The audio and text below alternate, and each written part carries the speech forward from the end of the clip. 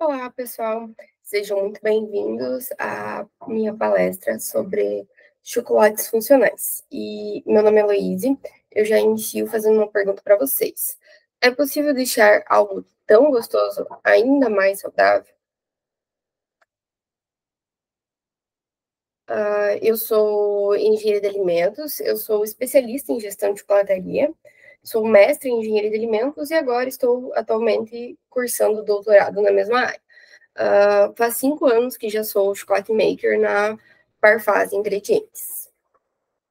E quando a gente pensa em chocolate, qual é a primeira coisa que vem na nossa cabeça, né?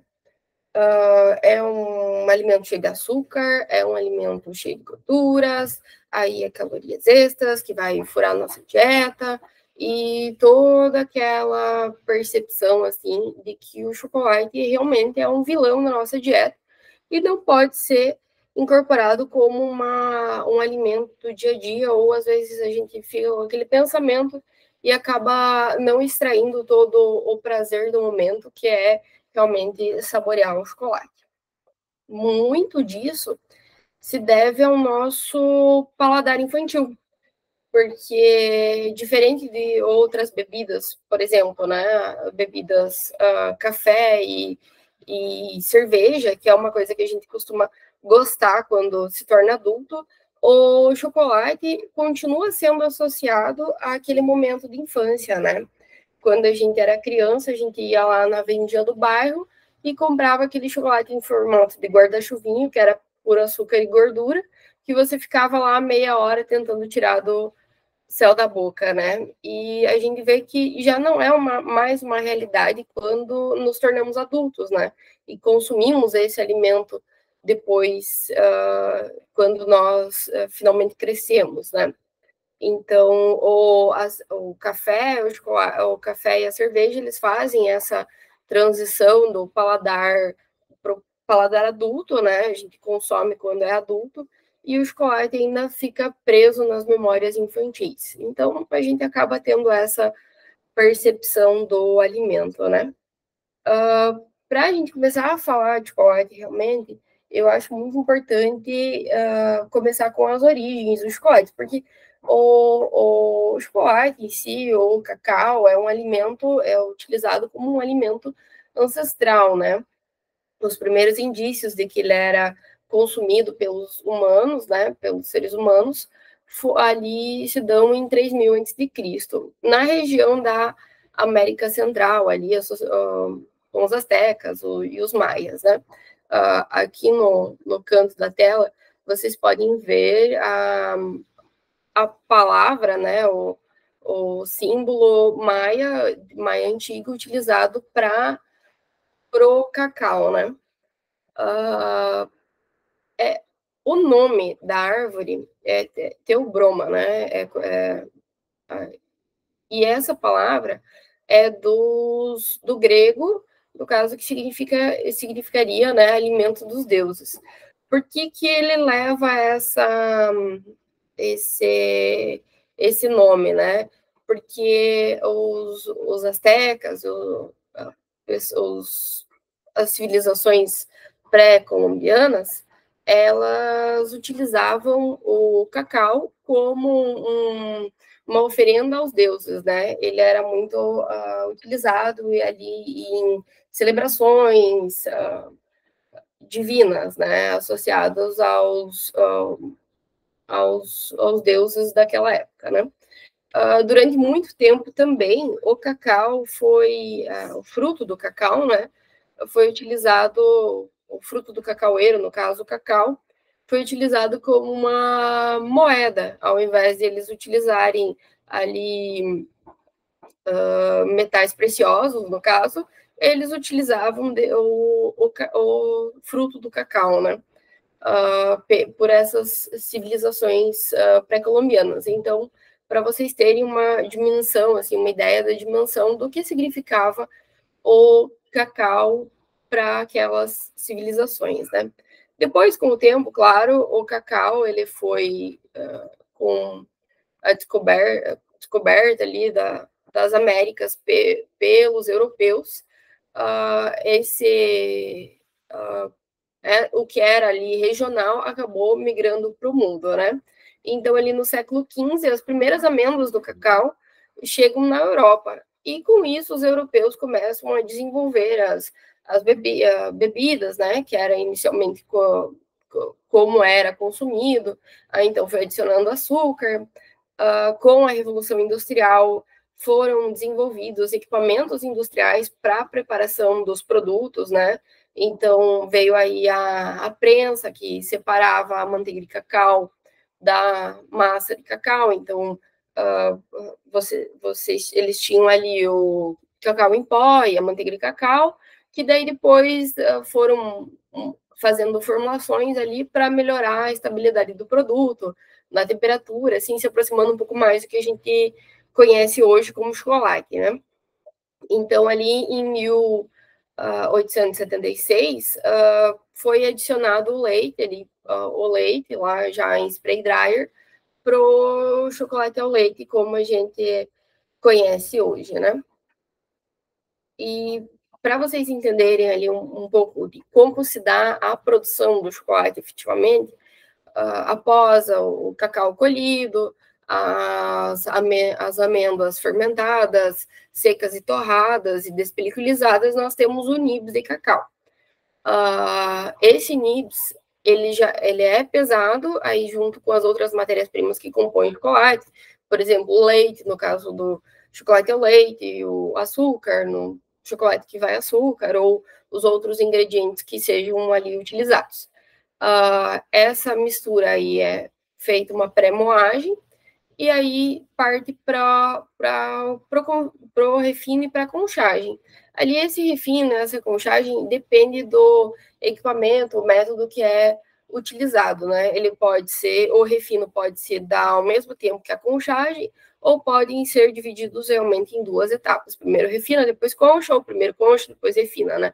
Conforme o equipamento que é selecionado. Essa etapa ela é feita para realmente a gente não sentir a textura do açúcar ou do leite ou do próprio nibs do cacau na língua, né? Então, normalmente é feito de reduzido ali a tamanho da partícula para 20 micras, que é quando o nosso paladar ali já não sente mais essa diferença de textura, né? Fica aquele negócio, quando você espalha ali o chocolate na boca, realmente fica um negócio cremoso, um alimento satisfatório, né?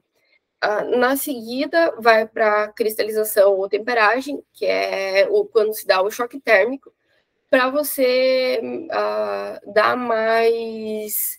Para você encontrar ali a configuração do cristal da manteiga de cacau, que fica mais estável na temperatura ambiente, né?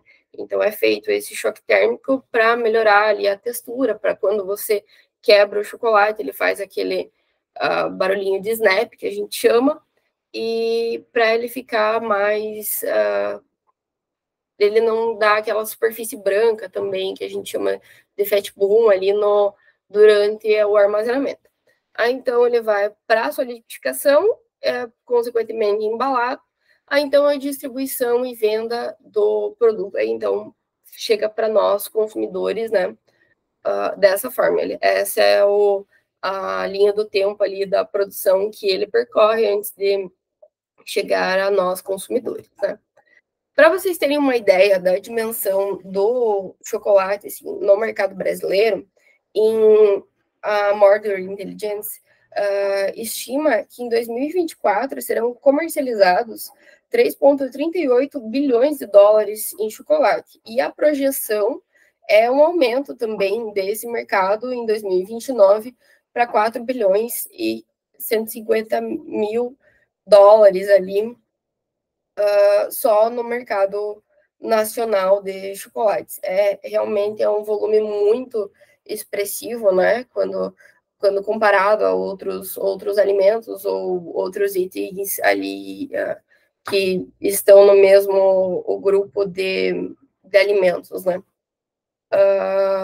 Só nessa Páscoa que passou aqui em 2024, A Associação Brasileira ali de Cacau e Amendoim estima que indica, né, que foram comercializados 58 milhões de ovos de Páscoa, né, nessa Páscoa que acabou de passar, né?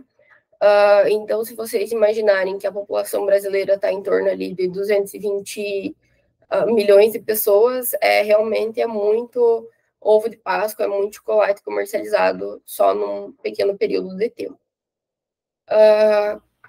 Pensando assim, né? Como poderíamos associar o chocolate à saudabilidade?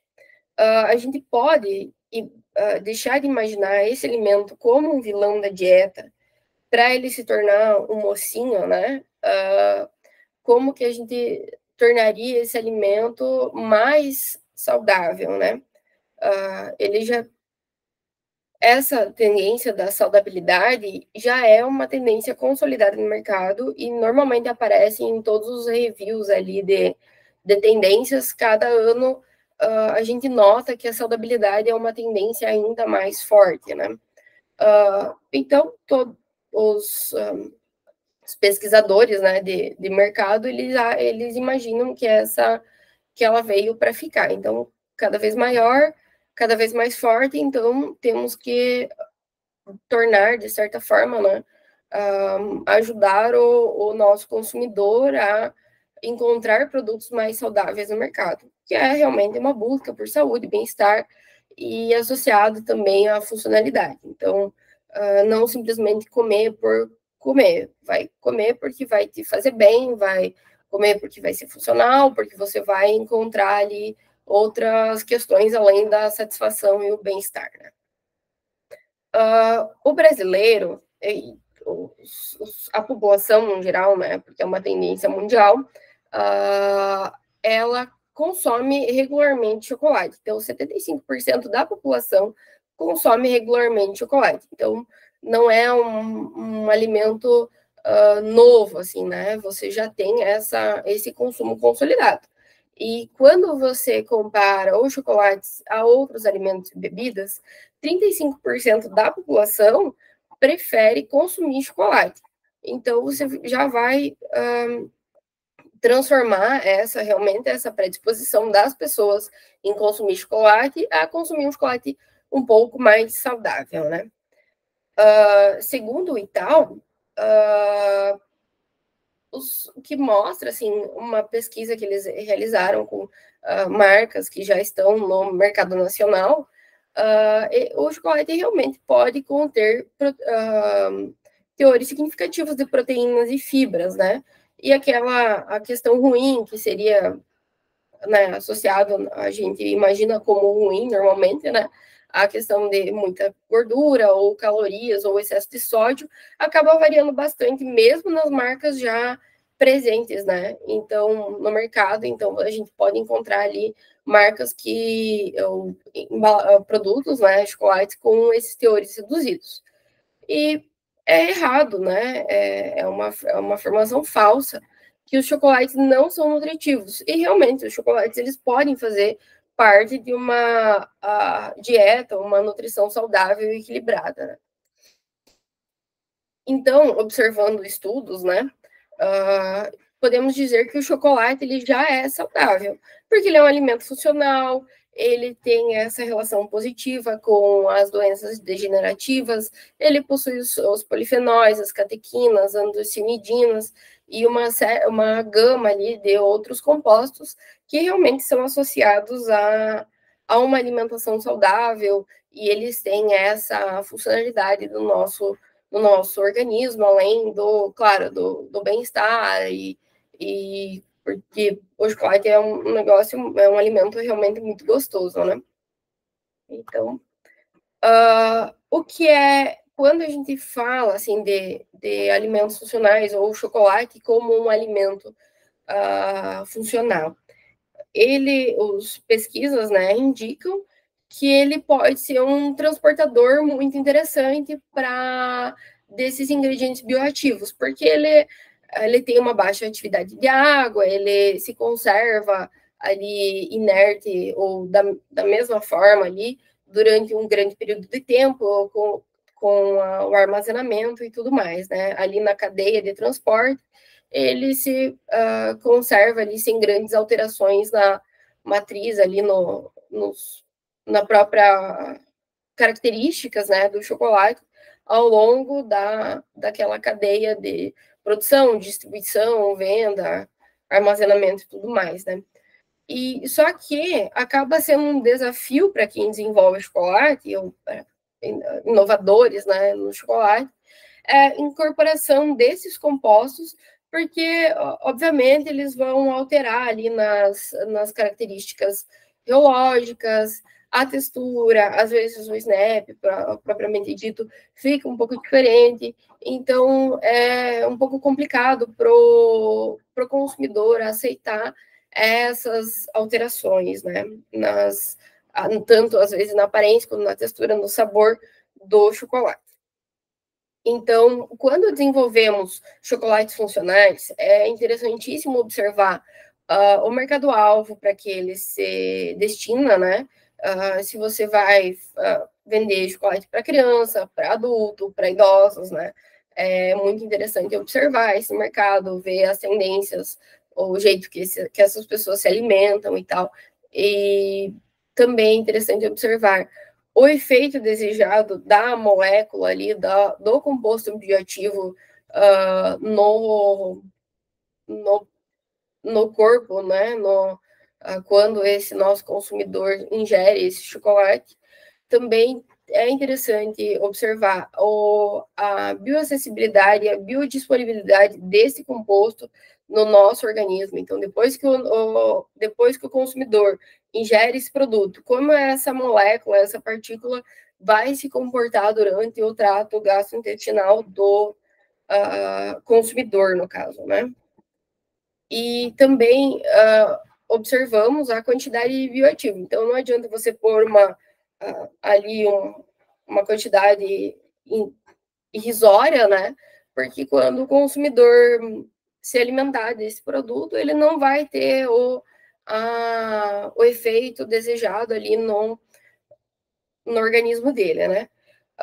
Essas alterações sensoriais também, que eu já falei, também devem ser observadas durante o processo shelf life do produto e depois na embalagem ali, como esse produto vai se comportar até a hora que ele efetivamente chega pro consumidor consumir, né? E a eficácia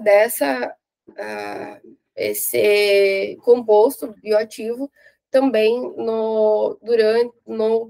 pro consumidor, né? A gente tem testes ali que podem ser realizados para a gente ver, para realmente comercializar com um efeito nutracêutico, né? Que a gente fala, que é o nome que se dá para esse tipo de produto, né? Então, é uma série de fatores que devem ser observados quando desenvolvemos chocolates funcionais ou adquirimos o chocolate funcional como consumidores. Durante a produção, o momento mais ideal ali, o melhor momento para ser adicionado a esses compostos funcionais seria após o refino e a conchagem e antes da pré-cristalização, né? Que seria o momento em que essas partículas não serão mais cisalhadas ali, como eu citei anteriormente, as partículas não sofrerão mais redução, e esses compostos ali, se você coloca compostos, por exemplo, bactérias ali, bactérias com o intuito de ser probióticos, né? Essas bactérias aí sobreviveriam aí às intempéries do processo que seriam realizados depois, né?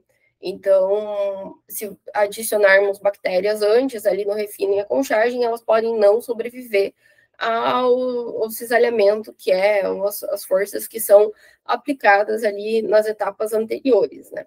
Então, esse é o momento melhor momento para ser adicionado esses compostos funcionais na cadeia de produção de chocolate. Pesquisas recentes indicam que chocolates, se consumirmos chocolates ali 30 gramas para as mulheres e 50 gramas para os homens, que foi a quantia pesquisada pelos autores, eles têm realmente efeitos protetivos na saúde cardiovascular dos consumidores, né? Quem consome regularmente. Também já existem diversas pesquisas no sentido de incluir o ômega 3 ou o DHA, no caso, né, as moléculas que seriam boas para a saúde cerebral, né, no chocolate como encapsulados. Ali o chocolate acaba mascarando o sabor indesejado do ômega 3 e tendo sido muito os consumidores gostaram bastante, né? Acabaram não percebendo essa adição desses compostos nos chocolates, de acordo com os pesquisadores que desenvolveram o produto, né? Aí temos ali, como eu havia falado antes, a adição também de bactérias probióticas, ali os lactobacilos, nos chocolates. E nessa pesquisa ali de 2021, ali do Gomes Fernandes, podemos notar, pode-se observar que os chocolates com adição de probióticos tiveram uma aceitação muito semelhante, o que ficou ali em 95% dos consumidores que provaram efetivamente chocolate, né, é realmente muito alto a aceitação, e nos testes ali que foram feitos durante o armazenamento, os micro-organismos também tiveram a sua viabilidade preservada, né? Chegando com a quantidade de unidades formadoras de colônia ali durante o final do período observado, ainda muito alta, né? O que não se nota-se, comprova-se, né? Que o chocolate é realmente uma boa matriz para incorporação desses probióticos na nossa alimentação. Também temos pesquisas que mostram a adição de polpa de frutas liofilizadas, né? Não só o pequi como o exemplo, mas outros alimentos, como chás ou né, folhas, outras folhas que com essa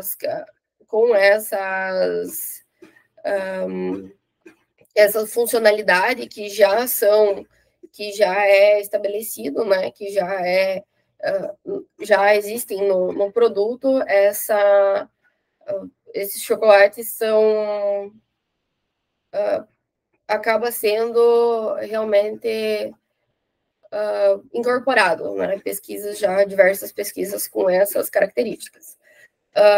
Houve também, notou-se, né, de acordo com os pesquisadores, uma melhora nas características funcionais do produto, que é, no caso, a incorporação da fibra, sem alterar substancialmente os outros aspectos do chocolate, como a atividade de água e tudo mais.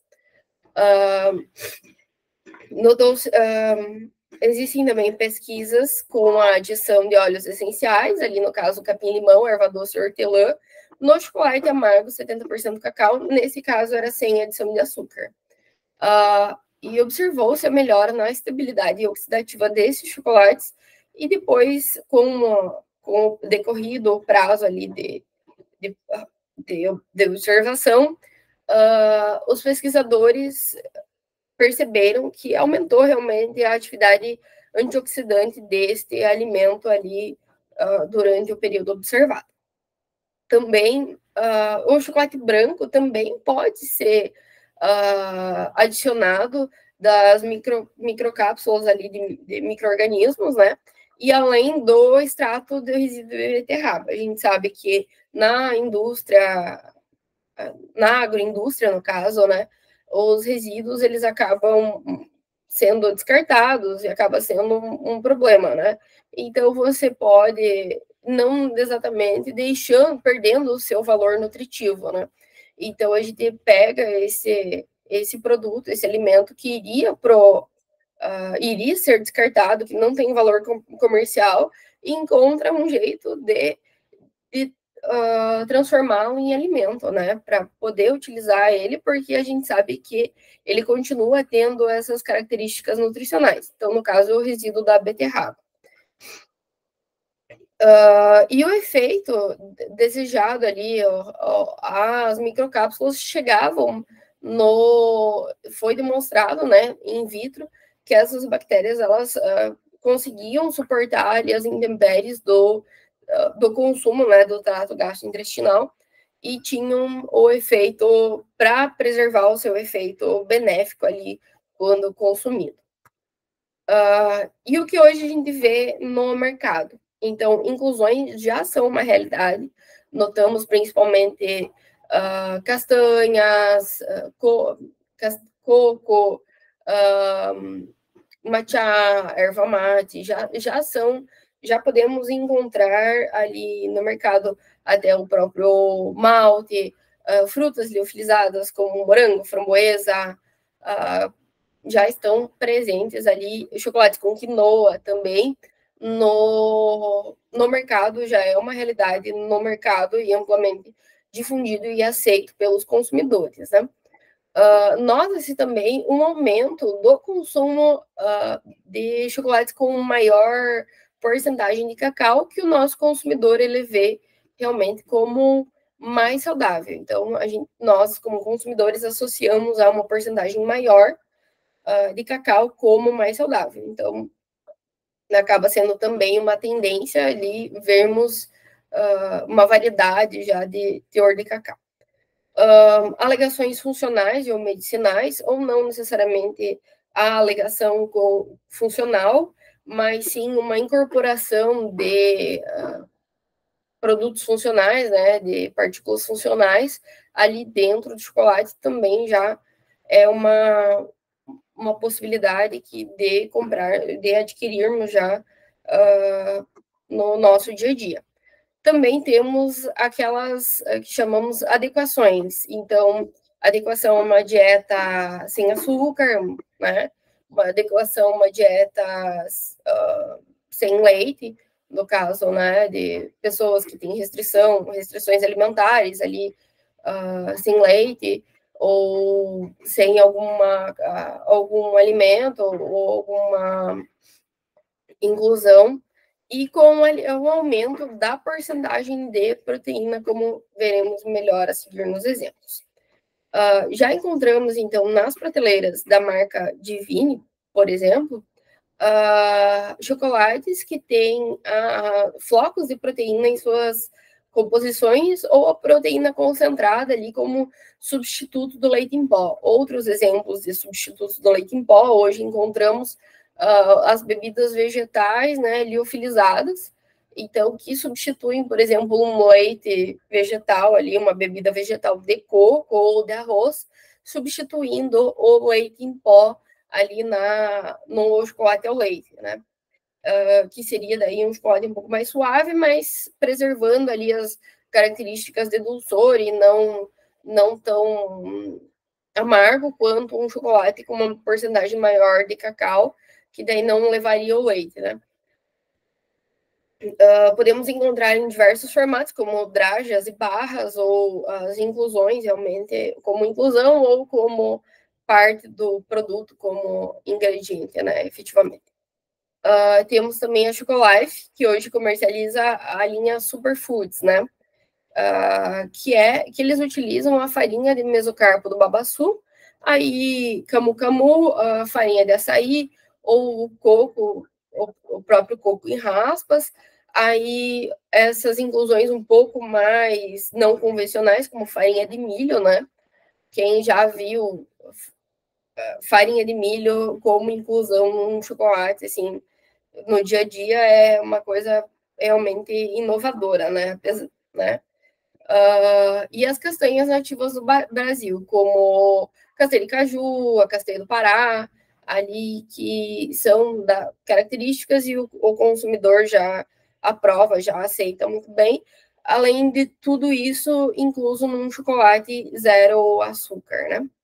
Ou com açúcar de outras origens que não o açúcar, a sacarose, o açúcar de cana, no caso. Tem também a Raoma, que comercializa ali as paçocas, né? Como um suplemento alimentar, incluindo taurina, tirosina, carnitina, cafeína e colina, com o objetivo de trazer mais energia, né? Não exatamente com esse apelo de funcionalidade, mas incluindo essas características, esses complementos ali no produto. Além do ácido hialurônico ali e vitaminas na Paçoca Beauty, no caso. Então, muito interessante, já são encontrados no mercado, já conseguimos adquirir e consumir esses produtos. Já falando um pouco mais de mercado internacional, que a gente sabe que no mercado nacional, esses claims de saudabilidade realmente é um pouco mais complicado, né? As regras são um pouco mais restritas, então você realmente tem que comprovar que os produtos eles realmente têm essa possibilidade antes de você pôr na embalagem ali como a Chocolate Functional Factory, coloca ali, dispõe na embalagem deles, que a gente pode ver aqui, que realmente eles dizem que é um chocolate que ajuda no sono, né? Então, eles colocam os óleos essenciais de lavanda, melatonina, camomila, incluem esses compostos no chocolate para trazer essa alegação de funcionalidade realmente como um chocolate que você vai consumir, ele vai te ajudar a dormir, ou, no caso ali, no segundo exemplo, vai melhorar as suas dores após uma sessão de exercícios. Então, você vai consumir o chocolate e, segundo os produtores do chocolate, você vai ter esse efeito benéfico que ele vai ajudar a melhorar as suas dores, utilizando já compostos que são conhecidos por essas características, né, de melhora na dor, e melhora no foco, ou melhora no sono. Eles dizem que é o chocolate que você ama e o chocolate ele te ama de volta. Esse é o mote principal dessa indústria, né? Então, o terceiro exemplo ali, nós podemos notar que é o chocolate que te ajuda a encontrar foco, utilizando ginkgo biloba, bacopa e ômega 3, além de outros compostos que eles descrevem ali nas linhas dos ingredientes. Eu achei extremamente impressionante, né? Você ter essa possibilidade. Além de produtos também voltados para o público infantil, né? Não só público infantil, mas claramente, né? Notamos ali que o Good Day Chocolate tem essa pegada ali mais voltada para o público infantil, que daí seriam drajas de chocolates, e essa coloração vermelha, laranja, azul, né, violeta que os chocolates têm, seriam daí com farinhas de fruta, farinhas de fruta utilizadas como corantes dentro do chocolate em drajas, né? Ali com um suplemento vitamínico para você ter mais energia ou para você ficar mais relaxado no fim do dia. Então você consumiria esses chocolates, esses produtos com essa ideia, né? Além de que tem toda uma variedade, e o céu é o limite no que se trata de mercado internacional, então você vê diversas marcas com não só probióticos, fibras e tudo mais, né? Você tem uma ampla variedade no que se trata ali de mercado internacional já disponível para consumo. Então, para fechar aqui essa palestra, fica uma frase, né, do filme A Fantástica Fábrica de Chocolates, na primeira edição, né, o primeiro filme né, primeiro filme que foi feito. Então, um Palumpa disse que o chocolate contém uma propriedade que libera endorfinas, que causa a sensação de estar apaixonado. E, realmente, o chocolate libera endorfinas, né, mas ficam, então, o chocolate ele tem essa sensação de bem-estar, realmente. Não está errado um palumpa, né? Que causa essa sensação de estar apaixonado. Aqui algumas referências, principalmente dos estudos que foram citados aqui, quem se interessar ou quiser entender um pouco melhor, é uma literatura muito ampla também, existem diversos, né, tanto em termos de estudo, quanto o próprio mercado, como já foi explanado anteriormente, ali, nessa possibilidade de chocolates que seriam os mocinhos da alimentação, né. Então, agradeço a todos os que despenderam um pouco do seu tempo para assistir essa palestra. Então, muito obrigada. Fico à disposição.